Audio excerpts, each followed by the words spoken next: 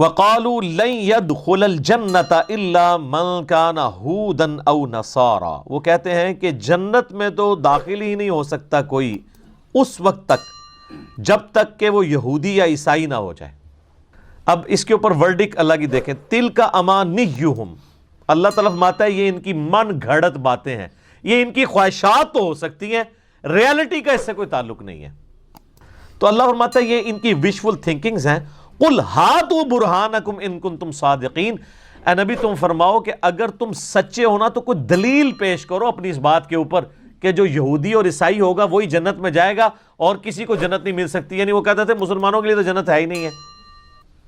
تو یہ نہ سمجھیے گا صرف یہود و نصارہ کے لیے ہے، قرآن رولز ہیں۔ آج اگر کوئی کہتا ہے نا جنت میں صرف بریلوی جائے گا یا صرف دیوبندی جائے گا یا صرف اہل حدیث جائے گا یا صرف شیعہ جائے گا، تو اسے کہ لائیں کہاں لکھا ہوا ہے یہ؟ تو آپ کا کیا خیال ہے کوئی دلیل لا سکتا ہے اس کے اوپر؟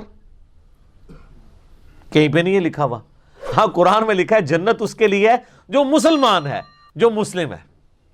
تو اسی طریقے سے کوئی فرقہ بھی اسٹیبلش رہ ہی نہیں سکتا جب وہ یہ مان لے کہ دوسرے فرقے بھی جنت میں جائیں گے، کیونکہ سارے ہی تو اس حدیث کے اوپر کھڑے ہیں کہ ایک فرقے نے جنت میں جانا ہے اور وہ ہمارا ہے۔